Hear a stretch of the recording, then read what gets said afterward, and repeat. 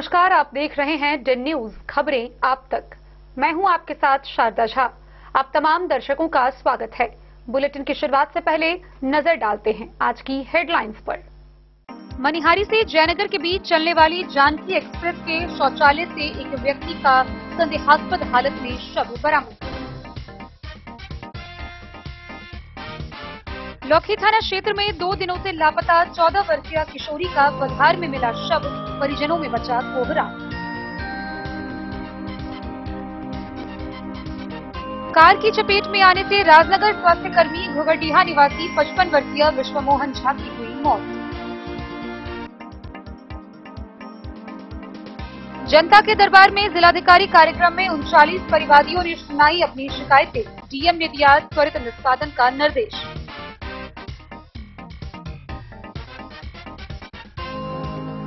बेनीपट्टी के circle police inspector ने थानाध्यक्षों के साथ की मासिक अपराध समीक्षा बैठक, दिए कई अहम निर्देश।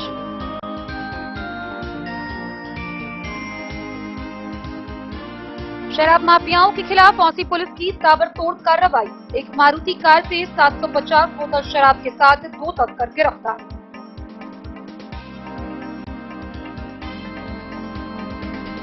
सदर अनुमंडल पदाधिकारी ने राजनीतिक दलों के प्रतिनिधियों के साथ की बैठक, विशेष संक्षिप्त पुनरीक्षण को लेकर दी गई जानकारी।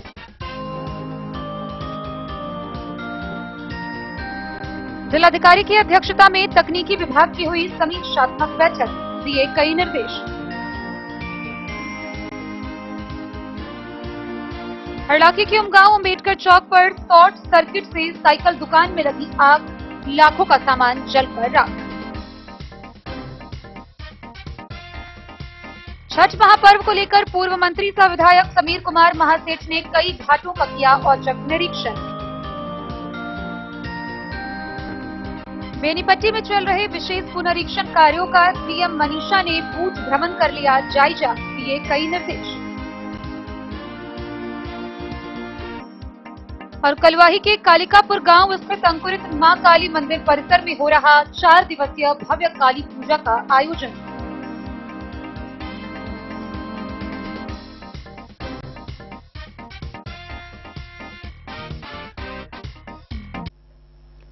खबरें अब विस्तार से। शनिवार की सुबह मनिहारी से जयनगर के बीच चलने वाली ट्रेन जानकी एक्सप्रेस के शौचालय से संदेहास्पद स्थिति में एक व्यक्ति का शव बरामद किया गया। जीआरपी थाना पुलिस को सफाई कर्मियों ने इसकी सूचना दी, जिसके बाद पुलिस ने नजदीकी अस्पताल में भर्ती कराया, जहां चिकित्सकों ने उसे मृत घोषित कर दिया। मृतक की पहचान 55 वर्षीय खगड़िया निवासी के रूप में की गई है। उनके परिजनों को सूचना दे दी गई है। आगे की कार्रवाई की जा रही है।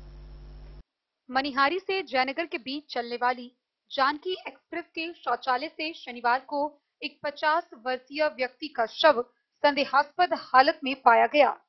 घटना की सूचना सफाई कर्मी के द्वारा जीआरपी थाना पुलिस को दी गई। रेल थाना पुलिस घटनास्थल पर पहुंचकर शव को अपने कब्जे में लेकर स्वास्थ्य जांच हेतु जयनगर अनुमंडल अस्पताल में भर्ती कराया, जहां चिकित्सक ने मृत घोषित कर दिया।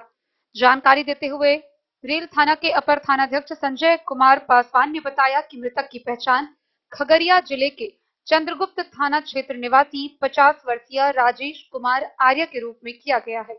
उन्होंने कहा कि शव को पोस्टमार्टम के लिए मधुबनी भेज दिया है। अपर थानाध्यक्ष ने बताया कि मृतक के पास से बरामद मोबाइल फोन के माध्यम से घटना की सूचना मृतक के स्वजनों को दी गई। मृतक का साला धीरज कुमार लदनिया प्रखंड क्षेत्र में एक स्कूल में शिक्षक के पद पर कार्यरत है। उन्होंने कहा कि धीरज कुमार ने बताया कि मृतक शनिवार की अहले सुबह करीब 4 बजे खगड़िया स्टेशन से जानकी एक्सप्रेस के स्लीपर क्लास डिब्बा S2 के बर्थ नंबर 25 पर मधुबनी तक की यात्रा कर रहे थे। ट्रेन के जयनगर पहुंचने पर सफाई कर्मियों के द्वारा डिब्बे को चेक करने के बाद गेट व खिड़की को बंद किया जाता है। सफाई कर्मियों द्वारा स्लीपर क्लास डिब्बे के S1 के शौचालय के गेट को खोलकर जांच करने की कोशिश करने पर शौचालय का गेट अंदर से बंद पाया गया। शौचालय का गेट अंदर से बंद होने पर इसकी सूचना तत्काल जीआरपी समेत अन्य रेलवे कर्मियों को दी गई। जीआरपी थाना पुलिस की उपस्थिति में शौचालय के गेट को किसी तरह खोलने पर उसमें मृतक का शव संदेहास्पद हालत में पाया गया। जीआरपी थाना पुलिस ने शव को इलाज के लिए जयनगर अनुमंडल अस्पताल में भर्ती कराया, जहां चिकित्सक ने मृत घोषित कर दिया। मृतक के पास से बरामद मोबाइल फोन से घटना की सूचना उसके स्वजनों को दी गई। अपर थानाध्यक्ष ने बताया कि शव का पोस्टमार्टम होने के बाद स्वजन को सुपुर्द कर दिया जाएगा। डे न्यूज के लिए जयनगर से मोहम्मद अली की रिपोर्ट। लौकी थाना क्षेत्र के कुसमाही करहरवा गांव से एक 14 वर्षीय लापता बच्ची का शव बधार में मिला है। इसके बाद से परिजनों में कोहराम मच गया। 2 दिन पूर्व वह घर से खेत के लिए निकली थी, जिसके बाद वह वापस नहीं आई थी। इस घटना के बाद परिजनों ने काफी अपने स्तर से खोजबीन की और शनिवार की सुबह उन्हें यह सूचना मिली कि बधार में उसका शव पड़ा है। इसके बाद तो परिजनों का रो रो कर बुरा हाल हो गया। गौरतलब हो कि लौकी थाना क्षेत्र में बीते 3 दिनों में यह 2 बड़ी घटना हो गई है। इससे पूर्व एक 6 वर्षीय बच्ची की दुष्कर्म के बाद हत्या का मामला भी बताया जा रहा है। गौरतलब हो कि 6 वर्षीय एक बच्ची का शव भी बरामद किया गया था। हालांकि उस मामले का खुलासा अब तक नहीं हो पाया है। इन 3 दिनों में 2 बच्चियों का शव मिलने के बाद पूरे इलाके में सनसनी मची हुई है। लौकी थाना क्षेत्र के कुसमाही करहरवा बधार स्थित धान के खेत में शुक्रवार की सुबह 2 दिनों से लापता एक किशोरी का शव बरामद होने से इलाके में सनसनी मच गई। मृतका किशोरी की पहचान अंधरामठ थाना क्षेत्र के हरिराह धाता टोल निवासी देव नारायण पंडित की 14 वर्षीय पुत्री आशा कुमारी के रूप में हुई है। शव मिलने की जानकारी मिलते ही घटनास्थल पर पहुंची पुलिस ने शव को कब्जे में लेकर पोस्टमार्टम के लिए सदर अस्पताल मधुबनी भेज दिया। घटनास्थल से पुलिस ने एक मोबाइल भी बरामद किया, जिसकी FSL एवं टेक्निकल सेल टीम द्वारा जांच की जा रही है। मृतका की मां अमूल्या देवी ने जानकारी देते हुए बताया कि शव मिलने से 2 दिन पूर्व 30 अक्टूबर की दोपहर खेत के लिए घर से निकली थी, लेकिन देर शाम तक नहीं पहुंच पाई, जिसकी तलाशी अपने स्तर से की जा रही थी। वहीं शुक्रवार की सुबह शव मिलने की जानकारी पर जब खेत में जाकर देखा तो लापता बेटी का शव बरामद हुआ। फुलपरास SDPO सुधीर कुमार ने घटना के बाबत जानकारी देते हुए बताया कि मृतका 2 दिन से लापता थी, जिसके विरुद्ध किसी भी तरह सनहा दर्ज नहीं कराया गया था। स्वजन अपने स्तर से खोजबीन में जुटे थे। उन्होंने आगे कहा कि शव के पास एक मोबाइल बरामद किया गया है, जिसकी जांच FSL व टेक्निकल सेल द्वारा सभी पहलुओं पर की जा रही है। मृतका 8 भाई बहनों में सबसे छोटी थी। गौरतलब हो कि घटना के 2 दिन पूर्व थाना क्षेत्र के करहरी गांव में एक 6 वर्षीय बच्ची की अज्ञात के द्वारा दुष्कर्म के बाद गला दबाकर हत्या करने का सनसनीखेज मामला सामने आया था, जिसकी गुत्थी सुलझी नहीं कि एक और अज्ञात के द्वारा हत्या करने की बात कही जा रही है। हालांकि DSP ने दुष्कर्म किए जाने की बात को नकारते हुए कहा कि हत्या जैसा प्रतीत होता है, परंतु पोस्टमार्टम रिपोर्ट आने के बाद ही मौत के कारणों का खुलासा हो पाएगा। पुलिस ने शनिवार की संध्या पोस्टमार्टम के बाद शव को परिजनों के सुपुर्द कर दिया। थानाध्यक्ष रोशन कुमार ने बताया कि घटना मामले में अज्ञात अपराधियों के विरुद्ध मामला दर्ज कर लिया गया है। घटना मैं समझ सकता हूं, आपके क्षेत्र में, आपके गांव में और बगल में हुई है और यहां पे आप मौजूद हैं। इसके बारे में कुछ जानकारी आपके पास है तो थोड़ा बताएंगे। देखिए, खास करके ये जो घटना घटी, ये है मेरे गांव की ही बच्ची है जी। रहा जाता तो जी जी। और क्योंकि मैं अभी यहाँ रहता नहीं हूँ, मैं तो अमखीरी में रहता हूँ। जैसे इस बात की जानकारी हुई और फिर हम यहाँ आए, और इस तरह का जो घटना है, इतना बड़ा जघन्य अपराध, इसकी जितनी भी निंदा की जाए वो बहुत कम है। और आज के परिस्थिति में घटना के बारे में जो जानकारी मिली है उनके परिजन से, उनके माता जी से, कि इनकी माता खेत पटा रही थी और उसी क्रम में मोबाइल लाने के लिए बच्ची गई घर पर से मोबाइल, अभी तक वो मोबाइल लेकर के अपने माँ के पास नहीं गई। रास्ते से ही बच्ची लापता है और आज तीसरा दिन चूँकि इसके लाश का जानकारी हुआ। लोगों को जब पता चला कि यहाँ लाश है, क्योंकि बच्ची इनकी खोई हुई थी, फिर इसको आकर के देखा गया तो ये बच्ची देवनारायण पंडित जी की बच्ची है और हमको लगता है कि 10-12 साल की होगी। तो इस घटना के बारे में जितना ज्यादा से ज्यादा जांच किया जाए, चाहे वो इस तरह का भी जांच हो, दोषी व्यक्ति जो है निश्चित रूप से पकड़ाए और ताकि इस तरह का घटना इलाके में नहीं हो। अच्छा, आपको क्या लगता है ये इस अपराध जो हुई है, ये जो हत्या हुई है, अब जैसे कि लग रहा है कि हत्या, तो क्या किस मामले में हो सकता है? क्या कुछ आपको जो है शक जा रहा है, कैसे क्या कुछ मामला हो सकता है इसमें, बलात्कार या कुछ क्या है? देखिए, बलात्कार क्योंकि जो प्रथम दृष्टया में जो देखा गया है उसमें चूंकि वैसा प्रतीत नहीं हो रहा है, लेकिन ये बड़ा ही शर्मनाक है, संदेहास्पद है कि बच्ची घर से लगभग 1 किलोमीटर दूरी पर, गांव से 1 किलोमीटर की दूरी पर वो खेत पटा रही है। तो अब इस क्रम में रात में कैसे क्या हो गया ये कहना तो बड़ा मुश्किल लगता है। बिल्कुल बिल्कुल। देखिए मंत्री जी कहते हैं नेताजी मृतक जो है उनके पिताजी कहाँ है अभी वो बाहर मजदूरी करने के लिए गया है, मजदूरी दूसरे प्रदेश में। हाँ, डन न्यूज के लिए राशिद रजा की रिपोर्ट। राजनगर के स्वास्थ्य कर्मी की सड़क दुर्घटना में मौत हो गई। गौरतलब हो कि वह हर दिन की तरह राजनगर ड्यूटी के लिए जा रहे थे, जहां एक 4 चक्का वाहन ने पीछे से ठोकर मार दी, जिसके बाद वह डिवाइडर से टकराकर पलट गए और उनकी मौत हो गई। मृतक की पहचान गोगरडीहा थाना क्षेत्र के देवड़ निवासी 55 वर्षीय विश्व मोहन झा के रूप में की गई है। घोघरडीहा थाना क्षेत्र के देवड़ निवासी 55 वर्षीय विश्व मोहन झा की मौत इलाज कराने के ले जाने के क्रम में हो गई। विस्तार पूर्वक जानकारी दिया गया कि सुबह अपने घर से राजनगर ड्यूटी करने अपनी बाइक से निकले। नवटोली चौक समिया ढलान के पास 9:30 बजे जैसे ही राजनगर जाने वाली सड़क पर मुड़े, पीछे से तेज रफ्तार से आ रही मारुति कार ने ठोकर मार दिया, जिससे विश्व मोहन झा सड़क पर बने डिवाइडर से टकराकर गिर गए। स्थानीय लोगों ने कार सहित मालिक व पूरे परिवार को अपने कब्जे में कर भैरव स्थान थाना को घटना की जानकारी दी। सूचना पाते ही थाना दल बल के साथ पहुंचकर सबसे पहले गंभीर रूप से घायल को झंझारपुर अनुमंडल अस्पताल इलाज के लिए भेजा, लेकिन अस्पताल पहुंचने से पहले जान जा चुकी थी। घटना की जानकारी मृतक के परिजन को दी गई। खबर मिलते ही परिजन दौड़ पड़े। मृतक के चाचा डॉक्टर काशीनाथ झा ने कहा कि उनका भतीजा हर दिन की तरह अपने स्वास्थ्य विभाग राजनगर जाने के लिए समय से निकला। वो एक्सरे टेक्नीशियन कर्मी थे। मृतक अपने पीछे एक लड़का और 3 लड़की छोड़ गए हैं। भैरव स्थान पुलिस ने शव को अंत्य परीक्षण के लिए सदर अस्पताल मधुबनी से पोस्टमार्टम कराकर शव परिजन को सौंप दिया। पुलिस यूडी केस दर्ज कर आगे की कार्रवाई में जुट गई है। इधर परिजनों का रो रो कर बुरा हाल बना हुआ है। ऑफिस के लिए राजनगर वही मैं पाछू से गाड़ी वाला कौन गाड़ी चली है? गाड़ी सिया। अच्छा, तो घटनास्थले पर हिनकर मौत हो गए? नहीं, हॉस्पिटल ल जाए के चक्कर में हॉस्पिटल ल जाए में देरी भेल छलन ओतऽ आदमी सब कनी छलखिन ने उनका ल जाए ला, और जे गाड़ी के ओनर छलखिन वो एतुका मतलब जानकार नहीं छलखिन, तो ल जाए में देर भेलन, तो रास्ते में उनका। अहाँ के छियन उनके? हम उनका भतीजा छी। अहाँ हम उनका चचेरा भाई। अहाँ मृतक के चचा छियै कि? अपने के की जानकारी भेटल घटना के बारे में से? घटना के बारे में यह जानकारी भेटल जे राजनगर जा रहल छलथि हॉस्पिटल, ओतऽ टर्निंग छै नवटोलिया पर, दहिना ई मुड़ऽ लगलथि। फुलपुरा से जे गाड़ी अबैत रहै सियाज JS01 नंबर के, अच्छा अच्छा, वह जे छै से इनका डैश कऽ देलखिन, मारि देलखिन। ई खसला, पहिने शीशा से टकरेला, तकर बाद डिवाइडर से इनका माथा लगलनि। आधा घंटा पौन घंटा तक इनका हॉस्पिटल नहर क्यों नहीं भेटल।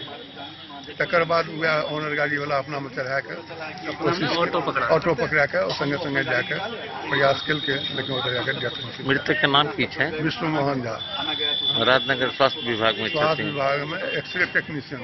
अच्छा, इनका परिवार में के सब छथिन? इनका परिवार में एक बालक छनि आ 3 पुत्री। एक पुत्री के विवाह भए गेल छनि, बालक के विवाह भए गेल जी जी छनि। जी वो इंजीनियरिंग ग्रेजुएट छै, जी बीटेक जी केने जी छै, दिल्ली में काज कऽ रहल छै। जी। 2टा बचिया विवाह योग्य जी जी। दुनू छथिन, गाँव में छथिन। पत्नी छथिन, पत्नी शिक्षिका छथिन। अपने के शुभ नाम? हमर नाम doctor professor Kashinath Jha, posted in Jharkhand, SKM Dumka. बहुत सुंदर। मधुबनी से फिरोज आलम की रिपोर्ट। शुक्रवार को जनता के दरबार में जिलाधिकारी कार्यक्रम में कुल 39 परिवादी अपनी शिकायतों के साथ डीएम के पास पहुंचे, जहां जिला पदाधिकारी ने परिवादियों की शिकायतों को सुनते हुए उसके त्वरित निष्पादन को लेकर संबंधित विभाग के अधिकारियों को निर्देश दिए। जिलाधिकारी अरविंद कुमार वर्मा के द्वारा शुक्रवार को समाहरणालय स्थित अपने कार्यालय कक्ष में आयोजित जनता के दरबार में जिलाधिकारी कार्यक्रम में जिले के सुदूर क्षेत्रों से आए हुए परिवादियों से मुलाकात कर उनकी शिकायतों को सुनते हुए संबंधित अधिकारियों को त्वरित निष्पादन का निर्देश दिया गया। गौरतलब हो कि प्रत्येक सप्ताह शुक्रवार को जनता दरबार में जिलाधिकारी कार्यक्रम के आयोजन के मौके पर जिलाधिकारी सभी परिवादियों से मुलाकात करते हैं और उनकी शिकायतों के निपटारे के लिए संबंधित अधिकारियों को निर्देश भी देते हैं। इस परिप्रेक्ष्य में शुक्रवार 1 नवंबर को कुल 39 परिवादी अपनी शिकायतों के साथ जिलाधिकारी से मिले। जिलाधिकारी द्वारा आए हुए सभी परिवादियों से बारी बारी से शिकायतें सुनी गई और उनके परिवार के निवारण हेतु संबंधित अधिकारियों को आवश्यक निर्देश भी दिए गए। जिलाधिकारी ने कई प्राप्त शिकायतों के आलोक में संबंधित पदाधिकारियों को फोन कर जन शिकायतों को सर्वोच्च प्राथमिकता में रखकर त्वरित निष्पादन करने का निर्देश दिया। इस अवसर पर उप विकास आयुक्त दीपेश कुमार, अपर समाहर्ता शैलेश कुमार उपस्थित थे। Bureau report, Madhubani. बेनीपट्टी अनुमंडल के circle police inspector Neeraj Kumar Verma की अध्यक्षता में सभी थानाध्यक्षों के साथ मासिक अपराध समीक्षा बैठक का आयोजन किया गया। इस दौरान सर्कल इंस्पेक्टर ने कई दिशा निर्देश निर्गत किए। बेनीपट्टी अनुमंडल मुख्यालय स्थित सर्किल पुलिस इंस्पेक्टर कार्यालय प्रकोष्ठ में circle police inspector Neeraj Kumar Verma की अध्यक्षता में सभी थानाध्यक्षों की मासिक अपराध समीक्षा बैठक हुई, जिसमें काली पूजनोत्सव, भैया दूज व लोक आस्था का महापर्व छठ जैसे विभिन्न पर्व त्योहारों के दौरान क्षेत्र में विधि व्यवस्था चुस्त दुरुस्त रखने, थाना स्तर पर शांति समिति की बैठक कर सामाजिक समन्वय बनाने, अपराध नियंत्रण पर फोकस रखने, लंबित कांडों के निष्पादन में तेजी लाने, थाना परिसर में गुंडा पैरेड का आयोजन करने, रोको टोको अभियान चलाकर तस्करों और आरोपियों को गिरफ्तार कर जेल भेजने, जनता दरबार से आए हुए आवेदनों का त्वरित निष्पादन करने, 100 समय कांडों का प्रतिवेदन भेजने, नियमित रूप से केस डायरी संधारित करने, इश्तेहार चिपकाने के कार्यों में तेजी लाने, 100 समय सुबह, दिवा, संध्या व रात्रि गश्ती निकालने एवं वाहन जांच करने सहित कई बिंदुओं पर विस्तार से चर्चा की गई। इस दौरान circle police inspector Neeraj Kumar Verma ने कहा कि सभी थानाध्यक्ष अपने अपने क्षेत्रों में पैनी नजर और विधि व्यवस्था चुस्त दुरुस्त बनाए रखे और सामाजिक एवं उपद्रवी तत्वों पर भी कड़ी नजर रखे और खुद भी क्षेत्र भ्रमण कर विधि व्यवस्था का जायजा लेते रहे। छठ पर्व के दौरान विशेष सतर्कता बरतने और क्षेत्र की सघन निगरानी किए जाने की जरूरत है। ऐसे मौके पर सभी छठ घाटों पर काफी संख्या में लोगों की भीड़ उमड़ती है, जहां छठ पूजा आयोजन समिति के सदस्यों, सामाजिक कार्यकर्ताओं व आम जनों से परस्पर समन्वय स्थापित रखते हुए शांतिपूर्वक पर्व को संपन्न कराने में पूरी तरह चौकस और तत्पर रहेंगे। एसएचओ खुद से विशेष मॉनिटरिंग करने का काम करेंगे। उन्होंने कहा कि शराब माफियाओं को चिन्हित कर कार्रवाई करना और जेल भेजना सुनिश्चित करे। इंडो नेपाल बॉर्डर पर कड़ी निगरानी रखते हुए एसएसबी के जवानों के साथ समन्वय स्थापित कर शराब तस्करों के खिलाफ कार्रवाई में तेजी लाए और लंबित कांडों के निष्पादन में तेजी लाने का काम करे। शांतिपूर्ण तरीके से और सामाजिक सद्भाव के साथ पर्व को संपन्न कराने का भी निर्देश दिया। बेनीपट्टी से विनोद कुमार की रिपोर्ट। बिस्सी प्रखंड के औसी थाना की पुलिस शराब तस्करों के खिलाफ ताबड़तोड़ कार्रवाई कर रही है। गौरतलब हो कि औसी थाना की पुलिस ने शराब तस्करों के विरुद्ध कार्रवाई करते हुए 750 बोतल शराब के साथ एक मारुति कार को जब्त किया है। इस मामले में 2 तस्कर को गिरफ्तार किया गया है। गिरफ्तार किए गए दोनों तस्कर की पहचान कर आगे की कार्रवाई के लिए न्यायिक हिरासत में भेज दिया है। लगातार औसी थाना की पुलिस के द्वारा हो रही शराब तस्करों के खिलाफ कार्रवाई के बाद तस्करों में हड़कंप मच गया है। औसी थाना पुलिस के द्वारा शराब तस्करों के विरुद्ध चलाए जा रहे अभियान में एक मारुति कार से 225 लीटर नेपाली देशी शराब के साथ 2 शराब तस्कर को गिरफ्तार करने में सफलता मिली है। शराब तस्करों के विरुद्ध ताबड़तोड़ कार्रवाई से शराब माफियाओं में हड़कंप मचा हुआ है। जानकारी देते हुए औसी थानाध्यक्ष विकास कुमार ने बताया कि NH 527B पथ स्थित थाना के सामने गुप्त सूचना के आधार पर एक मारुति स्विफ्ट 4 पहिया वाहन से बोरी में भरकर ले जा रहे 750 बोतल सौंफी देशी शराब के साथ 2 तस्कर को गिरफ्तार किया गया, जिसकी पहचान दरभंगा जिला के बहादुरपुर थाना क्षेत्र के किला घाट निवासी शिवा कुमार पासवान एवं आजम के रूप में हुई है। उन्होंने बताया कि बरामद शराब के साथ कार को जब्त कर पकड़े गए दोनों शराब तस्कर के विरुद्ध मद्य निषेध अभियान के तहत प्राथमिकी दर्ज करते हुए न्यायिक हिरासत भेज दी गई है। बिस्फी से सत्यनारायण यादव की रिपोर्ट। खबरों का सिलसिला जारी रहेगा, जल्द ही लौटेंगे एक छोटे से ब्रेक के बाद। आप बने रहिए हमारे साथ। कर संगीत महाविद्यालय की ओर से दीपावली, भाई दूज व महापर्व छठ की हार्दिक शुभकामनाएं। यहाँ संगीत की सभी विधाओं, शास्त्रीय संगीत, लोक संगीत, तबला वादन में नियमित रूप से संगीत शिक्षा प्राप्त करने के सुनहरे अवसर का लाभ उठाएं। प्रयाग संगीत समिति से संबद्ध इस केंद्र से प्रमाण पत्र प्राप्त कर इच्छुक अभ्यर्थी विद्यालयों में शिक्षक बनने की पात्रता कर सकते हैं। विशेष जानकारी हेतु संपर्क करें बाबू साहेब चौक, मधुबनी, हरिशंकर संगीत महाविद्यालय।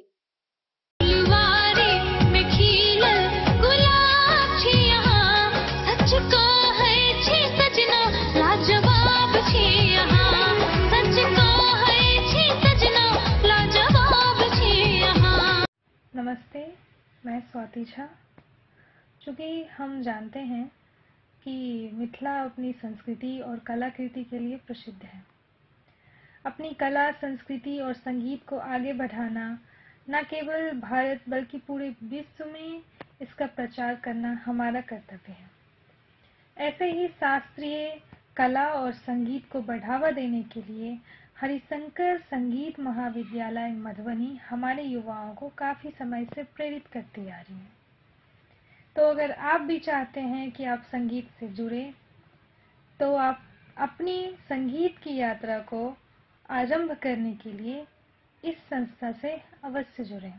हरिशंकर संगीत महाविद्यालय मधुबनी। विशेष जानकारी हेतु संपर्क करें बाबू साहेब चौक, मधुबनी, हरिशंकर संगीत महाविद्यालय। शंकर कुमार, गंगुली पंचायत पैक्स अध्यक्ष, मधुबनी जिला जनता दल यूथ जिला महासचिव। आप तमाम पंचायतवासी, प्रखंडवासी और जिलावासी को दीपावली, धनतेरस और छठ महापर्व की हार्दिक शुभकामनाएं और बधाई देता हूं। मैं अशोक कुमार राम, पंचायत समिति सदस्य, ग्राम पंचायत परोल, प्रखंड बेनीपट्टी। आप सभी पंचायतवासी, प्रखंडवासी एवं जिलावासी को धनतेरस, दीपावली, भैया दूज एवं छठ पर्व के हार्दिक बधाई एवं शुभकामनाएं। मैं अवध किशोर झा, मुखिया, ढंगा पंचायत, प्रखंड बेनीपट्टी के तरफ से समस्त जिलावासी को, प्रखंडवासी को, अपने सहकर्मी को और समस्त ढंगा पंचायत के जनता को धनतेरस, लक्ष्मी पूजा, काली पूजा, भैया दूज और छठ पर्व की हार्दिक शुभकामना देता हूं और मां भगवती से प्रार्थना करता हूं कि आप लोगों के जीवन में सुख, समृद्धि और शांति जो है और स्वस्थ जीवन जो है प्रदान करें। मैं दिलीप कुमार झा, निदेशक knowledge development kindergarten academy Benipatti तथा बचपन शिक्षण उद्यान देवपुरा। आप सभी को धनतेरस, दीपावली, भैया दूज तथा छठ पर्व के शुभ अवसर पर हार्दिक शुभकामना देता हूं। साथ ही आप सभी से आग्रह करता हूं कि प्रदूषण मुक्त दिवाली बनाएं और इस बार प्रकाश के इस त्योहार पर हम सभी प्रण लें कि अपने आसपास एक पौधा लगाएं ताकि हम स्वच्छ हवा में सांस ले पाएं। धन्यवाद। हम पूर्व पंचायत पड़ोल के पूर्व मुखिया लाल नारायण सिंह अपने तमाम पड़ोल पंचायत के सभी वासियों का दिवाली, अन्नकूट, भैया दूज, छठ का शुभकामना देता हूं और प्रखंड के सभी वासियों को शुभकामना देता हूं। जिला के सभी जिलावासियों को छठ, भैया दूज, अन्नकूट और भैया दूज का शुभकामना देता हूं। मैं पड़ोल पंचायत के पूर्व मुखिया लाल नारायण सिंह अपने पड़ोल पंचायत के सभी वासी, प्रखंड, जिला के सभी वासियों का दिवाली, अन्नकूट, भैया दूज और छठ का सभी को शुभकामना देता हूं। मैं प्रेमशंकर कुमार, गंगुली पंचायत पैक्स अध्यक्ष, जिला जनता दल यूथ महासचिव, मधुबनी। तमाम पंचायतवासी, प्रखंडवासी, जिलावासी के दीपावली, धनतेरस, भैया दूज और छठ पूजा की हार्दिक शुभकामनाएं और बधाई देता हूं। मैं कमलदेव पासवान, मुखिया ग्राम पंचायत राजसमदा। तमाम ग्रामवासी, पंचायतवासी, प्रखंडवासी, पूरे देशवासी को मेरे तरफ से दीपावली, धनतेरस और छठ महापर्व की हार्दिक शुभकामना एवं बधाई। धन्यवाद।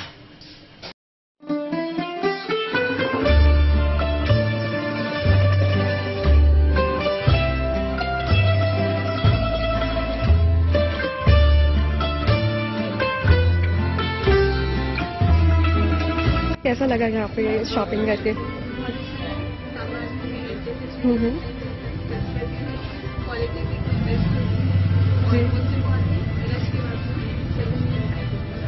Okay, thank you so much. Shop now. It's up to 30% off on making charger. Only at your favorite shop, Prakash Jewellers.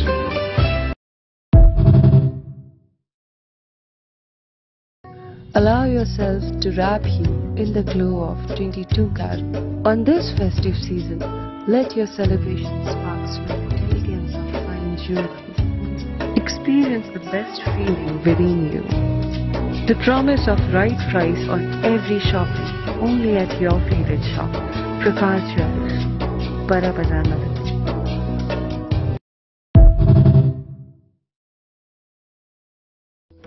Shringar, which reflects your personality. Elevate your style with our stunning collections. Up to 30% off on this festival season. Experience it at your favorite shop, Prakash Jewellers.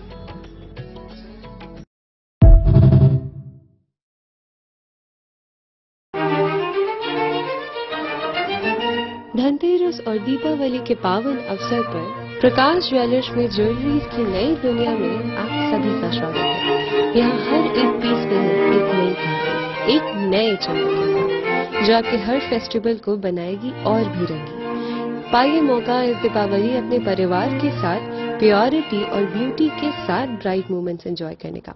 Shop now only at your favourite shop, Prakash jewellers. आप सभी को happy Dhanteras.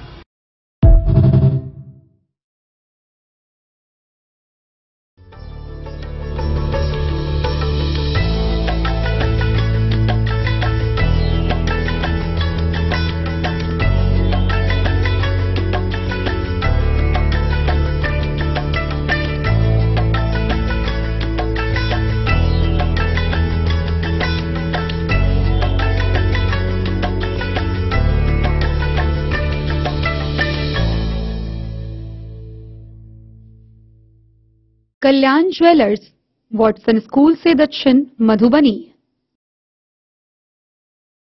Lal Babu Prasad and sons, संकट चौक, bank of India के बगल में, मधुबनी। इस शादी season सिर्फ हमारे साथ खरीदे और पाए 100% एक्सचेंज वैल्यू। आप सोने चांदी या हीरे के आभूषणों की तलाश में हैं तो हमारे ज्वेलरी शॉप में मिलेंगे आपको हर तरह के आभूषण बेहद किफायती दामों पर। हर अवसर के लिए आभूषण आपके बजट में। लाल बाबू प्रसाद एंड सन्स, संकट चौक, बैंक ऑफ इंडिया के बगल में, मधुबनी। नए और शानदार स्टॉक के साथ अब हर रिश्ते को करे और भी सुंदर। लाल बाबू प्रसाद एंड सन्स, संकट चौक, बैंक ऑफ इंडिया के बगल में, मधुबनी। हमारे सभी गोल्ड ज्वेलरी शॉप पर HUID है मौजूद।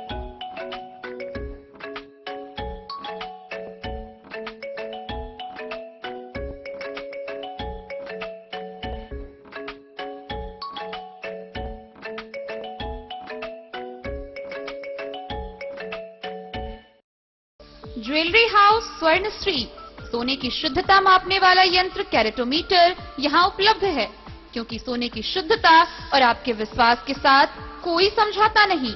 रत्न, सोना व चांदी के हर तरह के आभूषणों के लिए एक बार अवश्य आएं। लाइट वेट व बेहतरीन कारीगरी वाले गहनों का अनूठा संगम। आपका भरोसा ही है हमारी पूंजी। बिना किसी मिलावट व पूरी शुद्धता के साथ हॉलमार्क गहने आपको देना हमारा परम कर्तव्य। तो देर किस बात की, अपने मनपसंद गहनों की खरीदारी के लिए आज ही आए। पता याद रखें, ज्वेलरी हाउस स्वर्ण श्री, बड़ा बाजार, मधुबनी। ट्रेंड के इस जमाने में क्या आप भी चाहते हैं स्टाइलिश और फैशनेबल कपड़े? क्या आप अपने लुक को अपग्रेड करना चाहते हैं? अगर हाँ, तो आज ही आए Bombay fashion readymade sari showroom. हमारे पास पुरुषों, महिलाओं और बच्चों के लिए है नए से नए फैशन ट्रेंड में कपड़े और एक्सेसरीज का लार्ज कलेक्शन। आपके बजट और हर अवसर के लिए खास। चाहे काम के लिए हो नए आउटफिट की तलाश, या पार्टी के लिए ड्रेस, या किसी खास अवसर के लिए सूट, सलवार और साड़ी, हमारे पास है हर एक ब्रांड। क्रिम्सन क्लब, मुफ्ती, टर्टल और किलर के SIS स्टोर्स। इसके अलावा रेमंड, स्पार्की, जॉकी, लक्ष्मीपति, मान्यवर, ब्लैकबेरी, नवाब पार्कर जैसे बड़े ब्रांड। तो देर किस बात की, आज ही आए बॉम्बे फैशन साड़ी एवं रेडीमेड शोरूम। हमारा पता है महिला कॉलेज रोड, मधुबनी।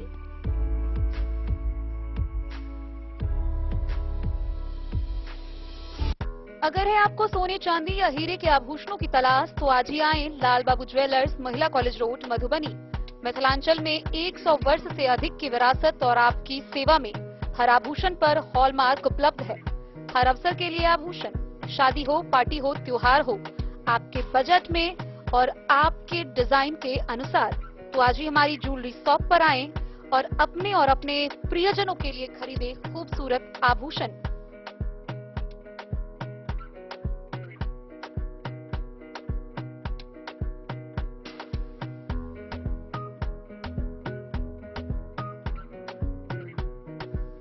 हार, चूड़ियां, अंगूठियां, झुमके, मंगलसूत्र और बहुत कुछ है शामिल, वो भी किफायती दामों में। मधुबनी में सबसे कम मेकिंग चार्ज पर लाल बाबू ज्वेलर्स, महिला कॉलेज रोड, मधुबनी।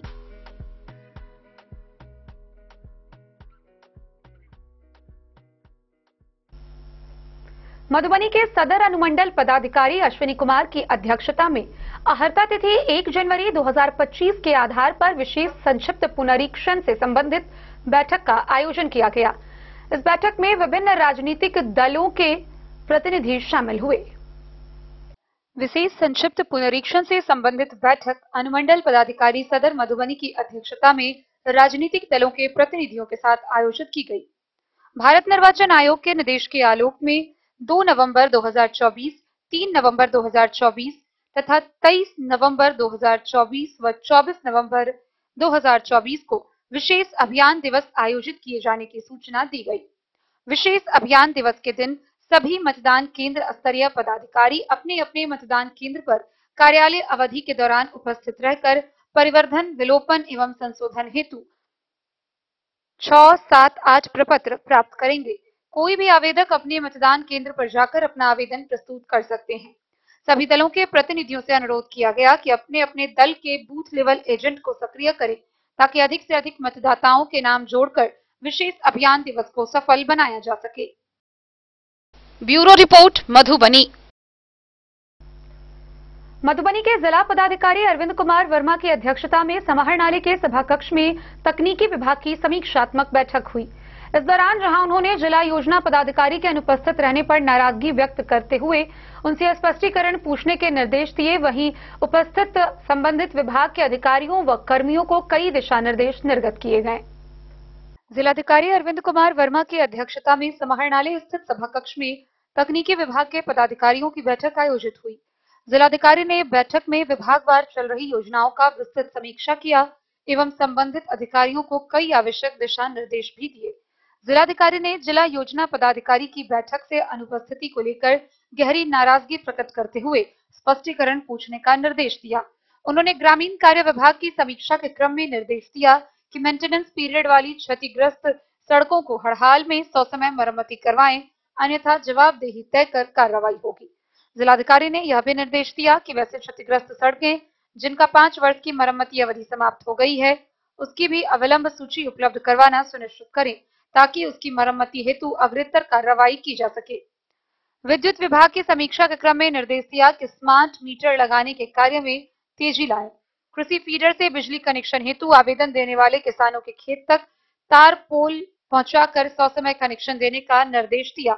सड़कों पर अतिक्रमण को सख्ती से हटाने का निर्देश देते हुए कहा कि आवश्यकता पड़ने पर अतिक्रमणकारियों के विरुद्ध नियमानुसार कड़ी कार्रवाई भी करे। इसके अतिरिक्त विभिन्न सरकारी भवनों, पुल, पुलिया और कब्रिस्तान चहार दीवारी निर्माण की भी अद्यतन स्थिति की समीक्षा की गई। उन्होंने महादलित विकास योजना अंतर्गत योजनाओं को प्राथमिकता में रखते हुए ससमय पूर्ण करने का निर्देश दिया। इस बैठक में डीडीसी दीपेश कुमार, प्रभारी पदाधिकारी जिला विकास शाखा हेमंत कुमार, जिला कल्याण पदाधिकारी डीसीएलआर सदर सहित विभिन्न विभागों के कार्यपालक अभियंता उपस्थित थे। Bureau report, Madhubani. बीते शुक्रवार की रात हरलाखी थाना क्षेत्र के उमगांव चौक पर एक साइकिल की दुकान में आग लग गई। इस घटना में दुकान में रखा सभी सामान जलकर नष्ट हो गया। आग लगने का कारण शॉर्ट सर्किट बताया जा रहा है। हरलाखी थाना क्षेत्र के उमगांव अंबेडकर चौक पर शुक्रवार की रात साइकिल दुकान में शॉर्ट सर्किट से आग लग गई। आग लगने के कुछ देर बाद के लिए अफरा तफरी का माहौल कायम हो गया। जानकारी देते हुए साइकिल दुकानदार प्रमोद कुमार गुप्ता ने बताया कि शुक्रवार की शाम दुकान बंद कर घर चला गया। देर रात अचानक स्थानीय चौकीदार रामविलास पासवान ने सूचना दी कि दुकान में आग लगा हुआ है। दुकान पर पहुंचे तो देखा कि दुकान धू धू कर जल रहा था। सूचना मिलते ही थाने से मिनी अग्निशमन वाहन पहुंचा, फिर आग पर काबू पाया गया। उन्होंने कहा कि तकरीबन 7 से 8 लाख की क्षति हुई है। स्थानीय समाज सेवी निशांत शेखर ने पीड़ित दुकानदार को उचित मुआवजा देने की मांग स्थानीय प्रशासन से की है।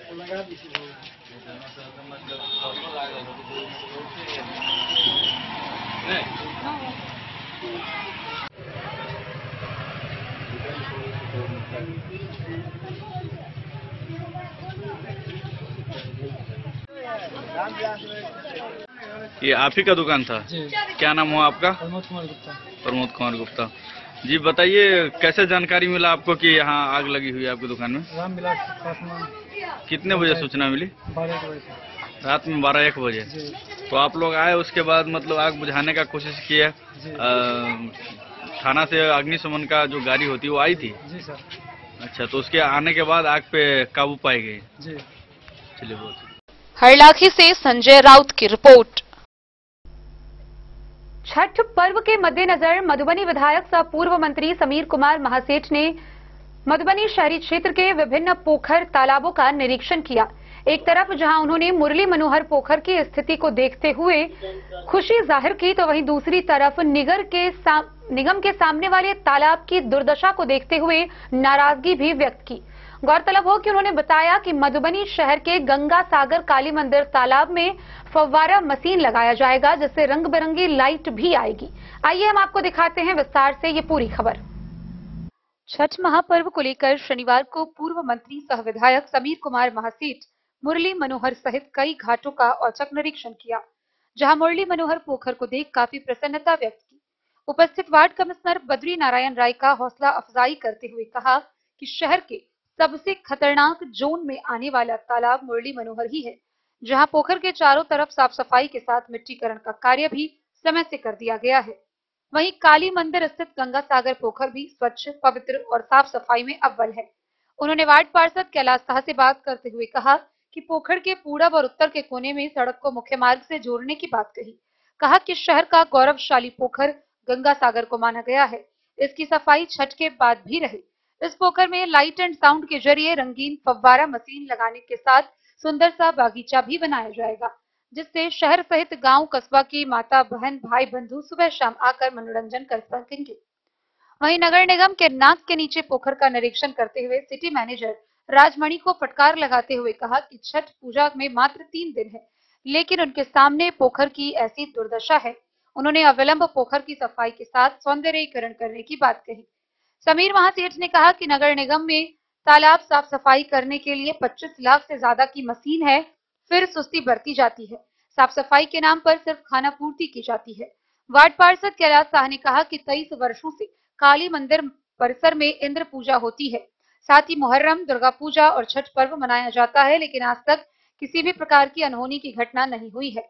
उन्होंने जिला प्रशासन और नगर निगम प्रशासन को धन्यवाद देते हुए कहा कि हर पर्व त्योहार में इन लोगों की सराहनीय व्यवस्था होती है। मौके पर नगर निगम के कार्यपालक पदाधिकारी अनिल चौधरी, सुनील पूर्वे के अलावा अन्य लोग उपस्थित थे। क्या गया आपके द्वारा घाटों का? जी, हमें खुशी हुई कि आज नगर निगम का जो प्रयास चल रहा है हमें कम से कम प्रभावित किया है कि पहले बचपन से हम लोग घाट बनाने के लिए स्वयं और पूरे हम लोग यूथ लोग आते थे, लेकिन जब से ये 2015 में विधायक बने, ये बात हमेशा विधानसभा में हम उठाते रहे कि छठ घाट के नाम पे ढेर सारा घाट बनना चाहिए, इसलिए कि दोनों चीज है। जहाँ एक सामने आप बिल्डिंग के तरफ हम दिखाएंगे, पहले इस बिल्डिंग के सामने एक 15 फीट का सड़क हुआ करता था, आज कट गया। उसी तरह के आप हमारे यहाँ पूरे विधानसभा में 6 ऐसे जगह है जो पोखरा कट रहा है, मट्टी धंस रहा है, कोई देखने वाला नहीं है। तो मनरेगा से अगर उन चीजों को अगर ग्रामीण क्षेत्र में ले लिया जाता है तो चलने का रास्ता भी बन जाएगा और मट्टी का कटाव भी नहीं होगा, और कटाव होने से पूरे तरफ, इसलिए घाट का निर्माण चारों तरफ होना चाहिए, चाहे कोई पोखरा हो, मेरा ये नहीं कहना है कि बहुत बड़ा पोखरा का हम स्टेपिंग बहुत लंबा कर दे, इसकी आवश्यकता नहीं है।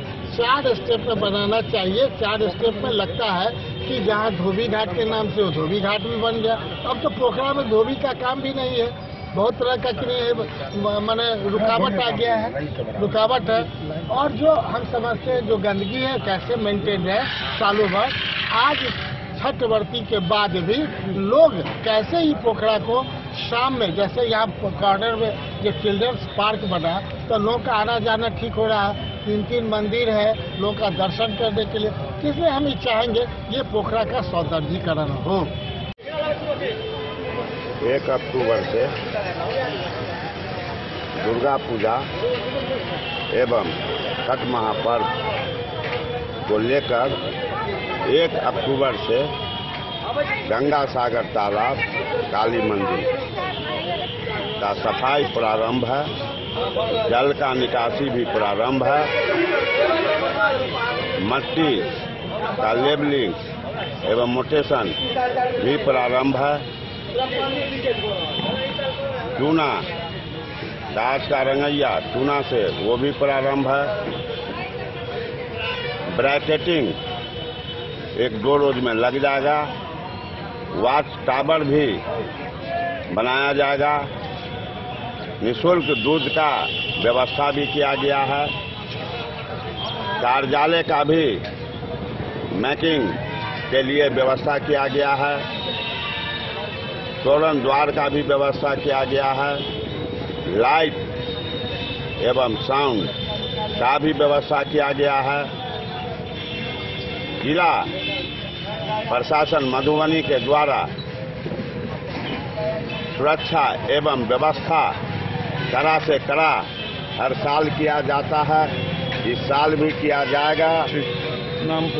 समिति के द्वारा भी सुरक्षा व्यवस्था कड़ा से कड़ा रहता है। प्रत्येक साल पूरा रात्रि में समिति के पदाधिकारीगण कार्यालय में उपस्थित रहते हैं, तालाब के चारों साइड मॉनिटरिंग करते हैं, श्रद्धालु भक्तों के लिए कोई दिक्कत नहीं हो, कोई कठिनाई नहीं हो। ये लगभग 23 वर्ष से इंद्र पूजा समिति के द्वारा करते आ रहे हैं। इस अवसर पर मधुबनी नगरवासियों, माताएं एवं बहनों, छठ व्रतियों को हार्दिक शुभकामना, मंगलमय हो। पर्चे दे दीजिएगा। पूर्व वार्ड पार्षद कैलाश शाह। मधुबनी से फिरोज आलम की रिपोर्ट। बेनीपट्टी प्रखंड क्षेत्र में चल रहे विशेष पुनरीक्षण संबंधित कार्य को लेकर एसडीएम मनीषा ने विभिन्न बूथों का जायजा लिया। इस दौरान उन्होंने विभिन्न बूथों का भ्रमण करते हुए जायजा लेकर उपस्थित बीएलओ को कई दिशा निर्देश निर्गत किए। प्रखंड क्षेत्र में चल रहे मतदाता सूची के विशेष पुनरीक्षण कार्यों का एसडीएम मनीषा ने शनिवार को करीब 1 दर्जन बूथों का भ्रमण कर जायजा लिया। इस दौरान उन्होंने कई बीएलओ से पुनरीक्षण के संबंध में विस्तृत जानकारी लेकर कई आवश्यक दिशा निर्देश दिए। वे बेनीपट्टी मुख्यालय के मध्य विद्यालय स्थित बूथ 82 व 83 का जायजा लेने पहुंची, जहां बीएलओ काजल कुमारी व बबीता देवी उपस्थित थी। दोनों बीएलओ पुनरीक्षण के कार्यों को निपटाने में जुटी थी। एसडीएम ने दोनों बीएलओ से अब तक नए मतदाताओं को जोड़ने की संख्या के संबंध में जानकारी प्राप्त की और मतदाता सूची से वंचित नए मतदाताओं का नाम प्रपत्र 6 के माध्यम से जोड़ने के निर्देश दिए।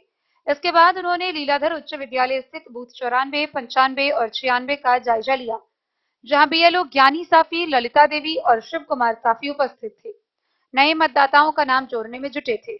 इसके बाद एसडीएम ने परियोजना बालिका +2 उच्च विद्यालय स्थित बूथ 80 का निरीक्षण किया। फिर बनकट्टा गांव के मध्य विद्यालय स्थित बूथ 53 व 54 का जायजा ली।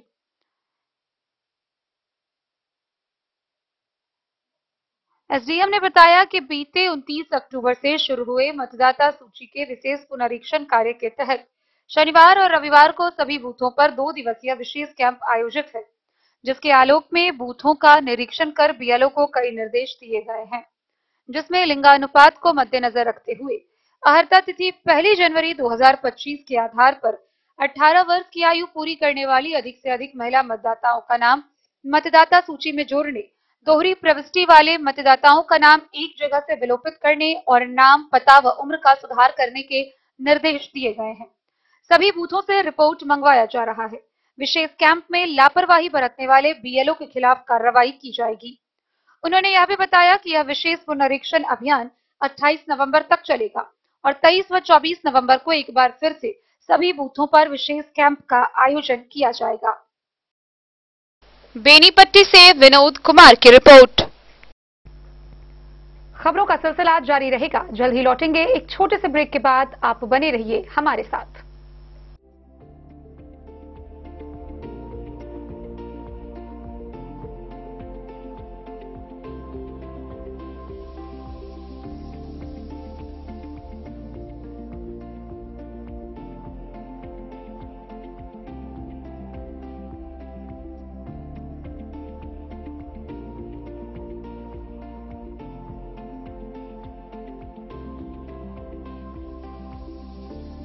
शहर के भीड़ भाड़ से दूर शांति और सुकून से भरे वातावरण में मधुबनी शहर के लहरियागंज वार्ड नंबर 1 में पूरे मिथिलांचल क्षेत्र का सबसे भव्य होटल गोकुल राज 4 मंजिला इमारत की इस होटल में है 4 बड़े बड़े बैंकेट हॉल, रिंग सेरेमनी, शादी, मीटिंग या पार्टी, हर एक आयोजन के लिए अलग से हॉल की व्यवस्था, रेस्टोरेंट की व्यवस्था जहां एक से बढ़कर एक लजीज व्यंजनों का मिलेगा संगम और रहने का उचित प्रबंध, suite room, AC room, non AC room से सुसज्जित होटल जहां लिफ्ट की भी है व्यवस्था, पार्किंग का पूरा इंतजाम।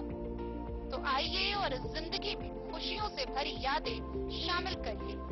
होटल गोकुल राज मधुबनी में आप लोगों का स्वागत है। होटल गोकुल राज, लहरियागंज।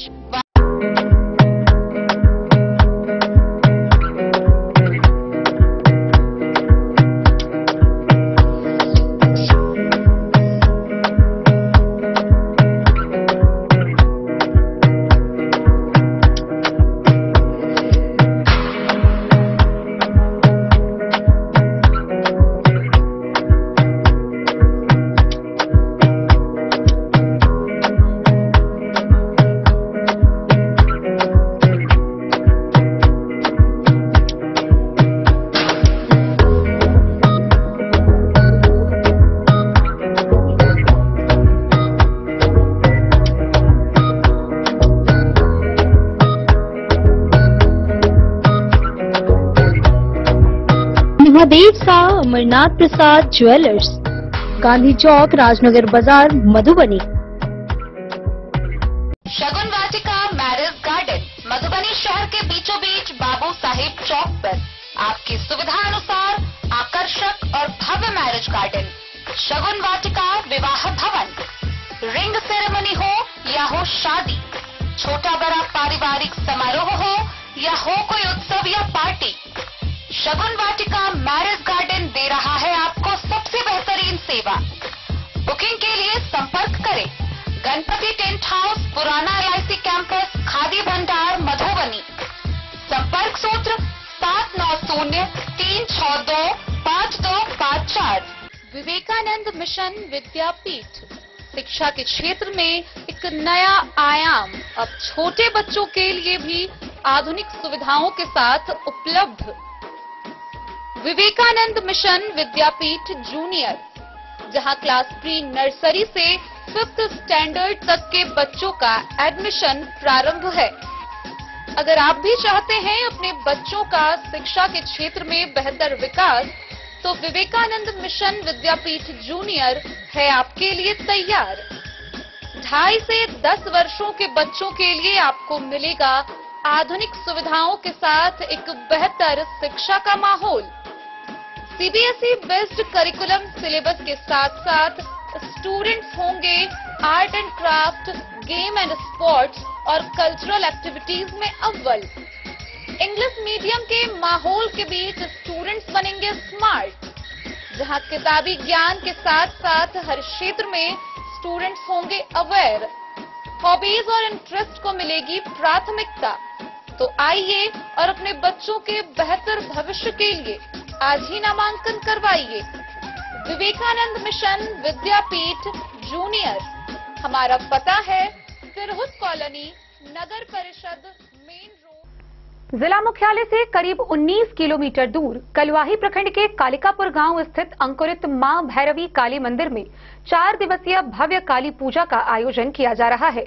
आस्था का केंद्र कालिकापुर का भैरवी काली मंदिर में सुबह 7 बजे से दोपहर के 12 बजे तक हजारों महिलाओं ने खोइच भरा और भगवती से अपने सुहाग व परिवार के सुख समृद्धि की प्रार्थना की।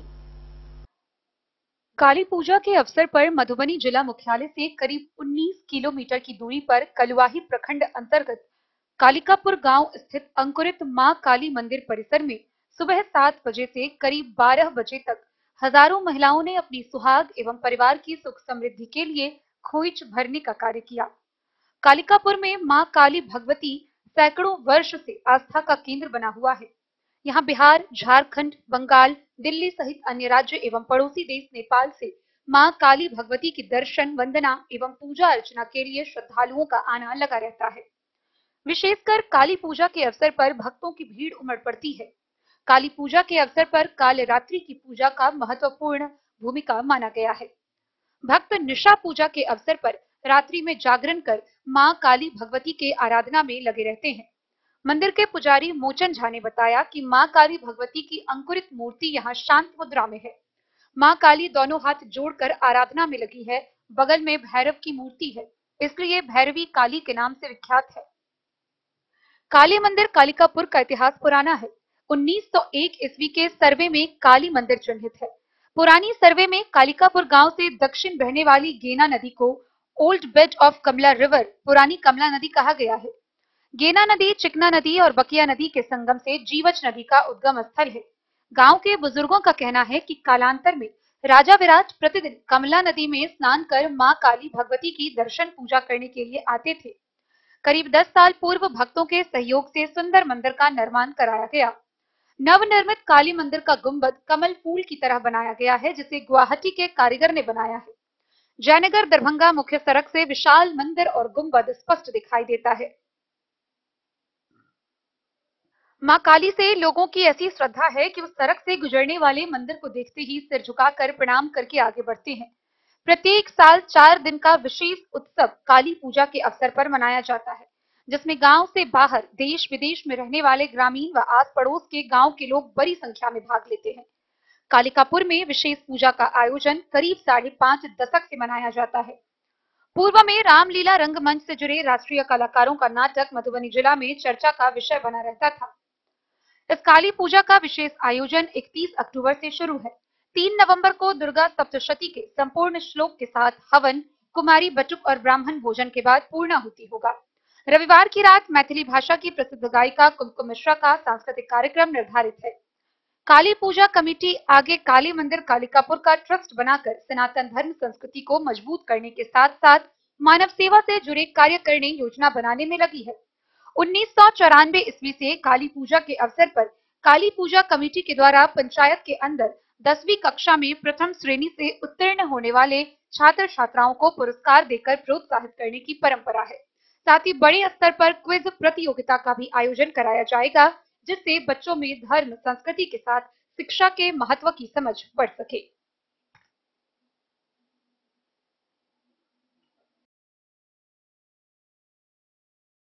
खजौली से सुधांशु ठाकुर की रिपोर्ट। राजनगर प्रखंड क्षेत्र स्थित सिंगेौन पंचायत में भव्य पूर्ण काली पूजा का आयोजन किया जा रहा है। काली पूजा के आयोजन से पूरा क्षेत्र भक्तिमय वातावरण में रमा हुआ है। आइए हम आपको दिखाते हैं यह खास कवरेज। राजनगर प्रखंड क्षेत्र के सिंगेौन गांव में मां काली की पूजा बड़े ही हर्षोल्लास और भक्तिपूर्ण माहौल में की जा रही है। इस पूजा का आयोजन सन 1980 से होता आ रहा है और अब यह गांव की एक परंपरा बन गई है। इस अवसर पर श्रद्धालु आसपास के गांवों और दूर दराज के इलाकों से हजारों की संख्या में यहां आते हैं, जिससे इस आयोजन का महत्व और भी बढ़ जाता है। पूजा समिति के सदस्यों ने बताया कि मां काली की प्रतिमा का विधिवत पूजन एवं अनुष्ठान से आरंभ कर महाआरती तक का हर कार्य श्रद्धा और समर्पण के साथ संपन्न किया जाता है। गांव के सभी लोग इस आयोजन में सहयोग करते हैं, जिससे यह आयोजन सफलतापूर्वक संपन्न होता है। समिति द्वारा श्रद्धालुओं के लिए विशेष सुविधाएं भी उपलब्ध कराई जाती है, जैसे कि साफ सफाई, पेयजल और शौचालय की व्यवस्था। इसके अतिरिक्त सुरक्षा व्यवस्था का विशेष ध्यान रखा गया है। हजारों लोगों के आगमन को ध्यान में रखते हुए पुलिस और स्वयं सेवकों की एक बड़ी टीम तैनात की गई है, ताकि श्रद्धालुओं को किसी प्रकार की असुविधा न हो। समिति के एक सदस्य ने बताया कि पूरे आयोजन में सभी नियमों और निर्देशों का पालन सुनिश्चित किया गया है। इस तरह सिंग्यौन गांव की यह मां काली पूजा केवल धार्मिक अनुष्ठान नहीं, बल्कि समाज को एकजुट करने का भी एक अवसर है, जहां लोग एकत्रित होकर अपनी संस्कृति और परंपरा को संजोए रखने का प्रयास करते हैं।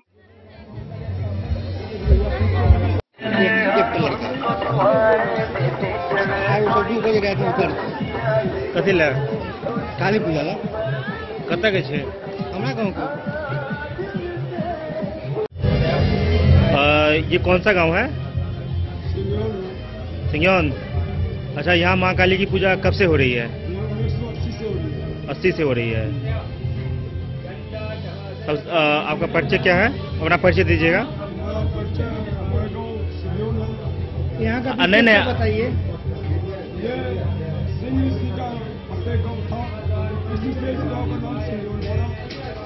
और ये काली जी की स्थापना 1980 में हुई।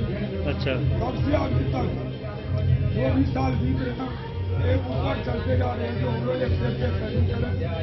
और सभी नवयुवक भी थे, जो नवयुवक लोग पहले इच्छुक नहीं थे, हम लोग ने सीनियर कर रहे थे। अब वो सीनियर को हम लोग गार्जियन रूप में मान के हम जो भी नवयुवक है बच्चे अब इन पूजा को और ऊपर जोड़ ले जाते हैं, जो हम लोग विश्व स्तर पर इस पूजा को लेकर सफल बनाने का प्रयास। ये पूजा जो है किन लोगों के सहयोग से हो रहा है? ये पूजा, इस पूजा का स्थापना वैसे हमारे द्वारा की गई थी। उसके बाद से पूरे गांव का सहयोग है। वो अपना एक कल्पना थी, जब वो दुर्गा पूजा के समय घूमने के लिए गए थे, उन्होंने बताया कि हर जगह हो रहा है, हमारे गांव में कुछ नहीं हो रहा है। उनके इसमें आया कि मैं मां काली जी का पूजन करूं, तो पूरा गांव का विचार लिया, गांव ने उनको पूरा सपोर्ट किया। उसके बाद ये कुंवर जी का ये इच्छा पूरा हो रहा है। और जब तक इस गांव में एक भी बच्चा जीवित रहेगा तो मां काली का पूजा धूमधाम से। अच्छा, माँ काली की पूजा कौन से माह में मनाई जाती है?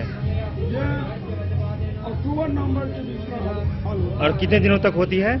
ये 3 दिनों तक होती है, चौथे दिन। अच्छा, यहाँ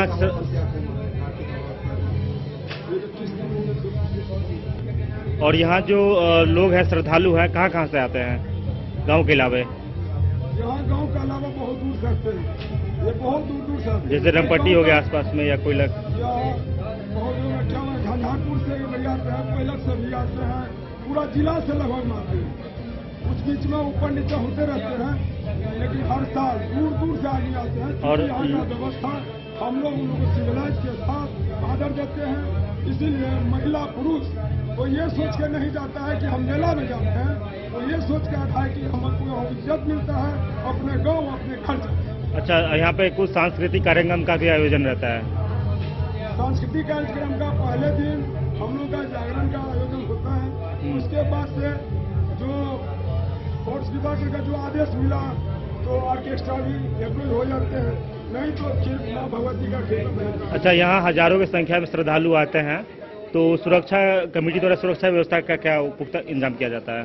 हम लोग कमेटी का सुरक्षा यही होता है कि हर बच्चा, हर जवान, हर बूढ़ा यही कोशिश रहता है जो हम पीछे भी रह जाए, हम न देख पाए, आए हुए अतिथि को सेवा करें और उनको अच्छे से अच्छे सहयोग करें, ताकि वो एक रोज जाए तो दूसरे लोग भी आने का प्रयास करें, एक जाए तो 10 लेके आए।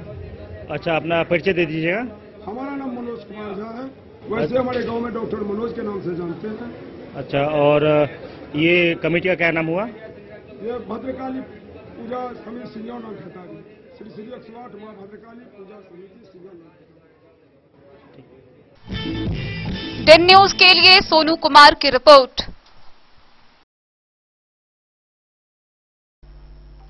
कलवाही प्रखंड के गांव मुरेट पासवान टोला में भव्य तरीके से लक्ष्मी पूजनोत्सव का आयोजन किया जा रहा है। गौरतलब हो कि इस बार 39वां वर्ष लक्ष्मी पूजा का आयोजन हो रहा है, जिसमें हजारों की संख्या में लोग उमड़ रहे हैं। गांव मुरेठ पासवान टोला में लक्ष्मी पूजनोत्सव 39वां वर्ष का पूजा बड़े ही भव्य तरीके से किया जा रहा है। लक्ष्मी पूजनोत्सव मुरेठ पासवान टोला का शुरुआत 1985 में बाबा योगेंद्र दास द्वारा किया गया था। लक्ष्मी पूजा यहाँ बहुत ही धूमधाम एवं शांति सौहार्द के साथ मनाया जा रहा है। लक्ष्मी पूजा से यहाँ का सारा इलाका भक्तिमय हो रहा है। दर्शकों के लिए पूजा कमेटी के द्वारा 4 रात्रि का सांस्कृतिक प्रोग्राम का आयोजन किया गया है। पूजा कमेटी से गांव मुरेठ के पासवान टोला व यादव टोला के सभी ग्रामीण शामिल हैं।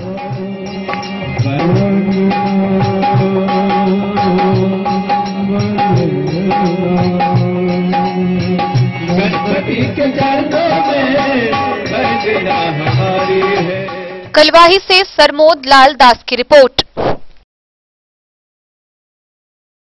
हरलाखी प्रखंड के कलना मंदिर परिसर के रहने वाले संत सुधाकर बाबा का दीपावली की रात निधन हो गया।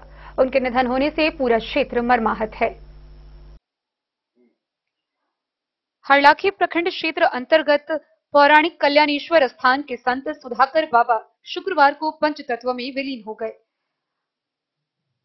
वह दीपावली की रात ध्यान समाधि में चले गए।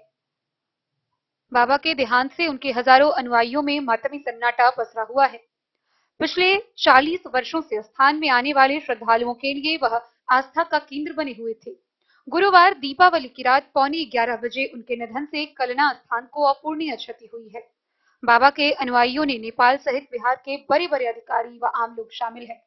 कहा जाता है कि बाबा परमहंस के बाद सुधाकर बाबा पर ही श्रद्धालुओं की आस्था जगी और दिनानुदिन उनके अनुयायियों की संख्या बढ़ने लगी। सुधाकर बाबा अपने अंतिम समय तक शरीर के ऊपर करीब 11 किलो का आभूषण धारण किए हुए थे, जिसमें दर्जनों नीलम पत्थर युक्त सहित दर्जनों प्रकार की चांदी, सोने की अंगूठी शामिल थी। इसके अलावा 1 दर्जन रुद्राक्ष का माला, हाथी के दांत पहने रहते थे। सामान्य रूप से कुटिया में बैठकर ध्यान मग्न रहते थे। बाबा के खाने पीने, नहाने धोने व सोने के अलावा शौच की भी व्यवस्था भक्तों के द्वारा की जाती थी। बाबा के संबंध में जानकारी देते हुए स्थानीय बाबा के अनुयायी वीरेंद्र झा उर्फ नुनू झा, छोटे झा, विनय कुमार झा, अजय कुमार झा, मनोज झा सहित अन्य ने बताया कि सुधाकर बाबा परमहंस बाबा के भक्त थे। वह करीब 40 वर्ष पूर्व घर परिवार का माया मोह त्याग कर कलना मंदिर परिसर में अपना स्थान पकड़ लिया और बाबा परमहंस की सेवा में लीन हो गए। वह दिन रात ध्यान में लीन रहते थे। धीरे धीरे लोगों की आस्था बाबा पर बढ़ने लगी। दरअसल दूर दराज से लोग बाबा से मन्नतें मांगने आते थे। खास बात यह था कि बाबा सुधाकर अर्जी लेकर आए लोगों को सीधे तौर पर कहते थे कि मेरे पास मत आओ, हम खुद बीमार है, आप सीधे बाबा परमहंस की कुटिया के पास जाकर अर्जी लगाओ, बाबा सब ठीक कर देंगे। फिर सबकी मन्नतें भी पूरी हो जाती थी। यही कारण है कि बाबा सुधाकर विख्यात हो गए थे और नेपाल सहित भारत के कोने कोने में बाबा को मानने वाले लाखों भक्त थे। कहा कि बाबा कल्याणकारी थे, वह सबों का कल्याण करते थे, दूसरे का संकट अपने ऊपर ले लेते थे, दूसरों की कष्टों को अपने भीतर महसूस करते थे और बाबा परमहंस से आग्रह करते थे कि सभी के कष्टों का निवारण कर दो, भले वह कष्ट हमें दे दो। वह हमेशा दूसरे के दुख कैसे दूर हो, मां जानकी की भूमि कल्याणेश्वर और फुलहर गिरजा स्थान का समुचित विकास कैसे हो, यही सोचते रहते थे। बाबा सैकड़ों लोगों का दुख दूर किए और यही कारण है कि पंचतत्व में विलीन के समय सभी अनुयायियों के आंखों से आंसू छलक रहे थे। इधर बाबा के निधन की खबर मिलते ही अंतिम दर्शन को सैकड़ों भक्तों की भीड़ उमड़ गई। बाबा को मुखाग्नि उनके भतीजा पंकज कुमार झा ने दिया। बाबा के चचेरे भाई नेपाल के शंभू पाचक ने कहा कि बाबा सुधाकर का पैतृक गांव नेपाल धनुषा जिला अंतर्गत बहुहरबा थाना क्षेत्र के बभिन गामा है। जब वह 8 वर्ष के थे तभी बाबा के माता पिता का निधन हो गया। उसके बाद ननिहाल में रहने लगे। सीएम साइंस कॉलेज दरभंगा के छात्र थे। बचपन से ही पढ़ाई में बहुत तेज थे। बाबा परमहंस के प्रति आस्था बचपन से थी। 1990 में घर परिवार को छोड़ कलना में निवास करने लगे। तब से वह परमहंस बाबा का भक्त बनकर महादेव का ध्यान पाठ करने लगे। धीरे धीरे उसमें आध्यात्मिक शक्ति जागृत होती गई। रात में बाबा का निधन हुआ कितने बजे हुआ? 10:45 पर। कैसे हुआ बताएं, जानकारी देंगे भक्तों को। ब्रेन हेमरेज था। आज से 12 दिन पहले से ही इलाज में थे। अचानक रात में ऑक्सीजन लेवल कम गया, हार्ट बीट कम गया और ये कम होते होते उनका प्राणांत हो गया। डॉक्टर भी आए थे? डॉक्टर भी वहाँ पास में थे, सारा स्टाफ था, सारे लोग कोशिश कर रहे थे, लेकिन न हार्ट बीट बढ़ा न ऑक्सीजन लेवल बढ़ा। विलीन हो गया आज तो पंचतत्व में विलीन। बाबा सुधाकर जी का निधन हो चुका है, और कब हुआ, किस प्रकार से निधन हुआ उनका, उनके बारे में सबसे पहले बताएंगे आप। सबसे पहले तो ये स्थूल शरीर से स्थूल शरीर में नहीं है, सूक्ष्म शरीर में चले गए। अब जो भी संत होते हैं वो ध्यानस्थ होते हैं, समाधिष्ट होते हैं, और ध्यान समाधि में चले गए। और ये कब हुआ? ये कल रात में उनका शरीर, कल रात में उन्होंने शरीर छोड़ा। उनका घर नेपाल हुआ, और ये यहाँ पर नेपाल में जगह है, नेपाल में बवनगामा जगह है, बवनगामा गांव है। और गांव से पहले आया करते थे जानकी जी का तुलसी पत्ता लेकर बाबा परमहंस कल्ला बाबा के यहाँ तुलसी पत्ता दे के पुनः वापस हो जाती। यही क्रम उनका चलता था, आना जाना आना जाना। करीब कितने वर्षों से बाबा यहाँ पर विराजमान थे? लगभग 90 से 2090 से 34 साल से 94 साल से 92 से 1990 से दिन रात यहाँ पर समाधि जला करके, यहाँ पर क्या कहते थे, धूनी रमा करके बाबा बैठे रहते थे। क्या था आस्था लोगों के बीच में बाबा के प्रति? धूनी नहीं रमा करते थे। ये इनका मूल उद्देश्य था कि परहित बस जिनके मनमाही तिलकों जग दुर्लभ कछु, दूसरे का अधिक से अधिक हित हो, यही इनकी मंशा रहती थी। कलना का विकास कैसे हो, कलना विश्व के मानस पटल पे कैसे आवे, विश्व के मानचित्र में कैसे आवे, क्योंकि ये परिक्रमा ड्यूटी में आता है। और भारत और नेपाल का मैत्री का पूर्ण रूप से यही एक जगह है जहां भारत और नेपाल दोनों की संधि होती है। जानकी जी का डोला पहले यहाँ उठ के आता है, यहाँ के बाद गिरजा स्थान जाता है, और गिरजा स्थान से फिर नेपाल चला जाता है। इसके लिए करके ये आध्यात्म के प्रचार प्रसार में यहाँ रहे। अंगूठी इनका मूल रूप से अंगूठी पहना करते थे। अंगूठी के संबंध में यह है कि ज्योतिष का विषय है, ऐसे रुद्राक्ष भी पहनते थे। ऐसे ये कहते थे कि हम अच्छा फील करते, हम लोगों को भी अंगूठी दिए, कई अंगूठियाँ उन्होंने दी। जवाब इसका यही है कि गुड़ खा के देखो कैसा स्वाद है, अच्छा है, मीठा है, कैसा मीठा, अच्छा मीठा। तकरीबन कितने का वहाँ पर अंगूठी होगा उनके शरीर में लगभग 100-125 नीलम पत्थर था, और बहुत सारा पत्थर, टाइगर स्टोन, बहुत सारा स्टोन था। कई फेज आया, कई स्टोन सब चेंज किए। हाथी दांत भी वो मंगवाए पिपरौन से, राजा बाबू के घर में हाथी का दांत था, वहाँ से मंगवाए। और कुछ दिन हाथी का दांत ही पहना करते थे। लास्ट में नीलम से बहुत से लोगों का कष्ट दूर किए। यही लोगों की धारणा थी कि अंगूठी दे दिए तो लोग अच्छा फील करते थे। सुधाकर बाबा का निधन हो चुका है, और आप रिश्तेदार हैं, क्या रिश्ता है बाबा से? मेरा उनका ममेरा फुफेरा रिश्ता है। वो हमारे फुआ की बेटे थे, भाई। कब घर छोड़ दिए और कब घर छोड़े उन्होंने? और बचपन तो सारा उनका मामा गांव में ही बीता। जब वो छोटे थे तो उनकी माँ डेथ हो गई। माँ डेथ होने के बाद उनके नाना यानी हमारे ग्रैंडफादर थे, उन्होंने उनका लालन पोषण सारा चीज, पढ़ाई लिखाई सारा चीज नेपाल से ही परकोली गांव से किया गया। उनका शादी नहीं हुई थी? नहीं, शादी नहीं की। किस परिस्थिति में उन्होंने घर को त्याग करके, यानी मामा का मैं ननिहाल जहाँ भी रहा? इंटरमीडिएट में जब साइंस लेके पढ़े हुए थे, इंटरमीडिएट तक दरभंगा से पढ़े हुए थे, साइंस कॉलेज से इंटरमीडिएट किए हुए। इंटरमीडिएट करने के बाद एकाएक उनका थोड़ा सा दिमागी संतुलन वो खो गया। एक्चुअली हुआ क्या, पढ़ाई में इतने ब्रिलियंट थे वो थे इंटरमीडिएट में, और उनके बड़े मामा हम लोग के काका लगेंगे, वो एमए कर रहे थे।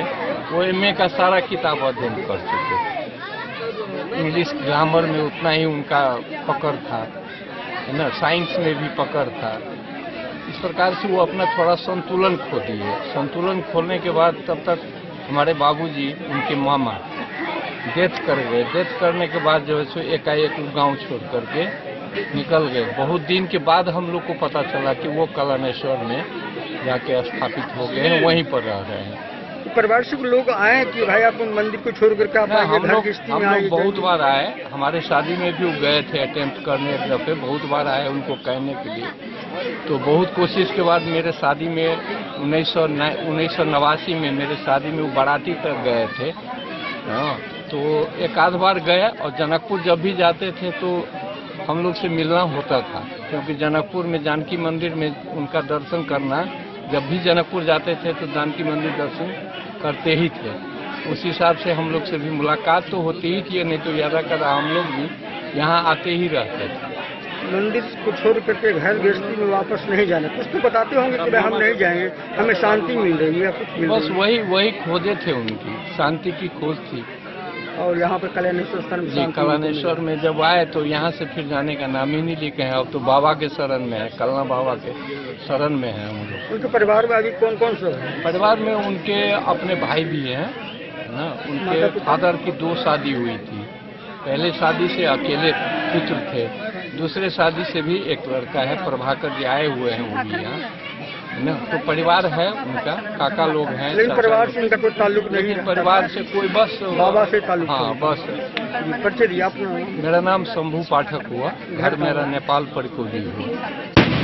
बाबा के घर तो नीचे आवास कहाँ के था? बाबा घर जनकपुर से पूरब की ओर है, बभिनगामा गाँव है, उसका उनका जन्म स्थल। थाना जनकपुर ही पड़ता है, नहीं शायद बोहरबा थाना। बोहरबा थाना, जिला धनुषा। जिला धनुषा। बाबा की उम्र कितना होता है? उम्र तकरीबन मुझे लगता है कि लगभग 70 के लगभग, 65-70 के बीच, 65-70 के बीच।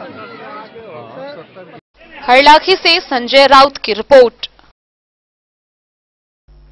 बिस्वी प्रखंड के बेलौजा में 4 दिवसीय काली पूजा का आयोजन किया जा रहा है। भव्य रूप से इस विशाल काली पूजनोत्सव से पूरा क्षेत्र भक्तिमय वातावरण में रमा हुआ है। मिथिलांचल में दीपावली के साथ ही काली पूजा प्रारंभ हो जाती है। काली पूजनोत्सव में श्रद्धालुओं की भीड़ उमड़ पड़ती है। मधुबनी के बेलौजा सहित विभिन्न इलाकों में काली पूजा हर्षोल्लास से मनाई जा रही है। बिस्वी प्रखंड के बेलौजा गांव में 4 दशकों से काली पूजा धूमधाम से की जा रही है। बेलौजा गांव में आयोजित 5 दिवसीय काली पूजा में इलाके के हजारों की संख्या में श्रद्धालु भक्त पूजा अर्चना के लिए पहुंचते हैं और माता काली की पूजा करते हैं। श्रद्धालुओं की माने तो यहां पूजा के लिए सीतामढ़ी, दरभंगा, दिल्ली, मुंबई, पड़ोसी देश नेपाल से पूजा के लिए भक्त पहुंचते हैं।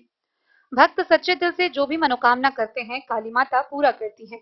इसलिए यहाँ काफी दूर दूर से श्रद्धालु पूजा अर्चना के लिए पहुंचते हैं। मंदिर परिसर में ही बलि प्रदान की जाती है। काली मंदिर में पुजारी लगातार पूजा अर्चना करते रहते हैं। मंदिर के पास में ही रात में सांस्कृतिक कार्यक्रम भी चलता रहता है। नामचीन कलाकार अपनी प्रस्तुति देते हैं। काली पूजा के अवसर पर गांव के लोग जो देश के अन्य भागों और विदेशों में रहते हैं वे भी गांव पहुंचते हैं और हर्षोल्लास के साथ पूजन उत्सव में शामिल होते हैं।